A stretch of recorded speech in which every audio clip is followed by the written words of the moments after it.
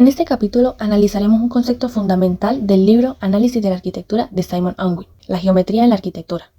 Comúnmente pensamos en la geometría como una clase de matemáticas con reglas rígidas y abstractas.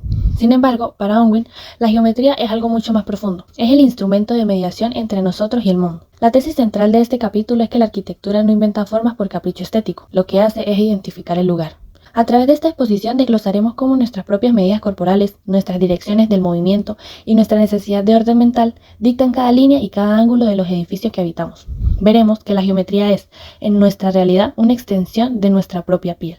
Tesis central. La arquitectura no es una invención de formas abstractas o caprichosas. Es el acto de identificar el lugar a través de la geometría. Unwin sostiene que el espacio, por sí solo, es amorfo y carece de significado hasta que el arquitecto interviene. La geometría no es un adorno, es el lenguaje de traducción que convierte las necesidades biológicas, sociales y espirituales en nuestra estructura física. No diseñamos por estética pura, diseñamos porque el ser humano necesita puntos de anclaje. Sin geometría, el hombre está perdido en un entorno infinito. La arquitectura organiza ese caso para que el usuario sepa dónde está, hacia dónde puede ir y qué rango de importancia tiene él en el espacio que habita.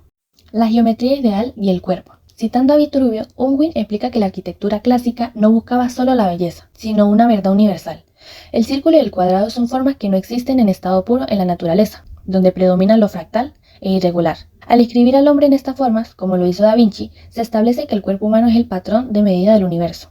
La arquitectura actúa como un puente entre nuestra realidad biológica, un cuerpo que envejece y es imperfecto, y la abstracción mental, la matemática perfecta. Usar geometría ideal es un intento de elevar al ser humano a un orden superior, otorgándole una sensación de trascendencia y perfección que el mundo natural no le ofrece de forma espontánea. El espacio centrado en el yo. La arquitectura es una prótesis corporal. El ser humano es un organismo orientado que define el espacio a través de su propia presencia. Unwin identifica los ejes de percepción. El eje vertical, nuestra postura erguida desafiando la gravedad. El eje longitudinal, nuestra trayectoria de movimiento, la mirada hacia el futuro y el recuerdo del pasado. Y el eje transversal, nuestro equilibrio. Una habitación cuadrada o rectangular no es un accidente, es la respuesta geométrica más eficiente para rodear estas 6 direcciones de movimiento. Es una piel extendida, que nos permite controlar nuestro entorno inmediato. El edificio se convierte en el marco que contiene y protege nuestras capacidades sensoriales. Antropometría y función. La arquitectura no se concibe en abstracto sino en íntima relación con el cuerpo humano. Cada elemento del espacio construido, desde una mesa hasta un escalón, responde a una lógica geométrica dictada por la anatomía. Esta adaptación no es meramente funcional, sino profundamente simbólica. El cuerpo humano se convierte en medida, en referencia, en principio organizador del espacio. La antropometría permite que el diseño dialogue con el movimiento, el descanso, la mirada y la interacción. Así, la geometría de los muebles y habitaciones no es arbitraria, sino que nace de la necesidad de acoger al ser humano en sus múltiples posturas y acciones. Esta relación entre cuerpo y forma se expresa mediante estudios de proporción, como el hombre de Vitruvio, que revelan cómo la arquitectura puede ser una extensión armónica del cuerpo. En este sentido, la función no se opone a la belleza, sino que la geometría funcional se convierte en una forma de orden poético. Círculos de presencia y geometría social. Todo cuerpo, al ocupar un espacio, genera una huella invisible, un círculo de presencia que organiza al entorno y establece relaciones. Esta noción profundamente espacial revela cómo la arquitectura no solo acoge cuerpos, sino que los posiciona en relación con otros. En contextos sociales, la geometría del espacio determina dinámicas de poder, igualdad o confrontación. El círculo, por ejemplo, elimina jerarquías. Todos los presentes miran hacia el centro compartiendo enfoque y voz. Es la geometría del compañerismo, del ritual de la asamblea. En cambio, el rectángulo organiza el espacio en 2 bandos enfrentados, como en un debate o un juicio, donde la confrontación y la autoridad se hacen visibles en la disposición espacial. Estas geometrías sociales no son neutras, configuran la experiencia, el diálogo y el sentido del lugar. Así, la arquitectura se convierte en mediadora de lo humano y la geometría en lenguaje de lo colectivo. Geometría ideal versus identificación del lugar. La geometría en la arquitectura puede surgir de 2 impulsos opuestos, uno que nace del lugar y otro que se impone sobre él. Por un lado, encontramos geometrías que emergen de la relación con el entorno, como las alineaciones astronómicas que marcan tiempos sagrados y lugares rituales. Estas formas no buscan dominar, sino revelar una conexión cósmica entre materia y cielo. Por otro lado, la geometría ideal, basada en figuras puras como el cuadrado o el círculo, se utiliza para imponer orden sobre el caos natural. Es el gesto del arquitecto que, mediante la geometría y el rigor formal, establece un sistema de control intelectual sobre el espacio. Esa geometría no solo organiza, sino que simboliza el triunfo de la mente sobre la irregularidad del mundo. En ambos casos, la geometría no es solo técnica, es filosofía, es política, es poética. Marca, ordena, revela y transforma el lugar convirtiendo el espacio en significado. Unwin explica que la geometría de fabricación es aquella que surge de los procesos de construcción y de las propiedades físicas de los materiales. A diferencia de la geometría ideal, esta se basa en la realidad técnica. En la forma en que se fabrica un ladrillo, se corta una piedra o se lamina una pieza de madera impone una disciplina geométrica. Por ejemplo, el ángulo recto es predominante porque facilita el encaje de piezas estandarizadas. Esta geometría busca la eficiencia en el uso del material y el esfuerzo humano. Las líneas rectas y los planos planos son más fáciles de medir, cortar y ensamblar que las formas curvas. El autor diferencia entre la geometría manual, que es más orgánica o adaptada al error humano, y la geometría industrial, donde la precisión de la máquina impone una regularidad absoluta.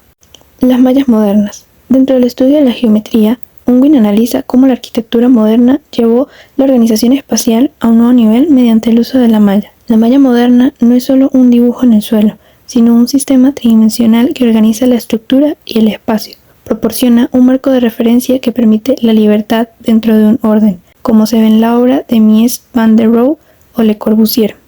La malla permite la prefabricación y la repetición de componentes, lo que define gran parte de la estética del siglo XX. Sin embargo, Unwin advierte que el arquitecto debe decidir si la malla dicta la forma del edificio o si el edificio se asienta sobre ella con cierta independencia.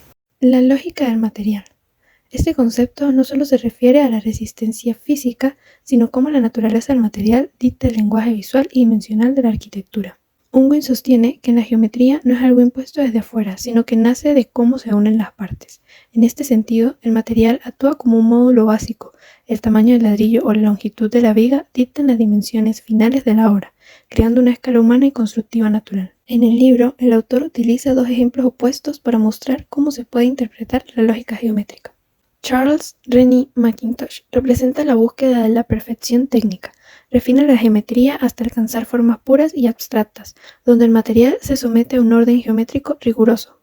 Mientras que en el extremo opuesto, Herb Green distorsiona la geometría en estructuras zoomorfas. En su obra, como la Pride House, los materiales se organizan para evocar formas orgánicas como plumas o pelaje, rompiendo la rigidez ortogonal, pero respetando la capacidad del material para crear texturas complejas. En la arquitectura existe un equilibrio entre la ciencia y el arte. Si bien la geometría estructural puede medirse y calcularse mediante fórmulas físicas, su organización espacial admite infinitas variantes. La lógica del material da las reglas del juego, pero el arquitecto tiene la libertad creativa para organizar esas reglas de formas únicas. Geometría compleja y superposición. Simon Unwin nos invita a ver la geometría como una herramienta que responde a necesidades concretas. En este caso, la geometría compleja, como el uso de formas triangulares, surge por resistir cargas estructurales.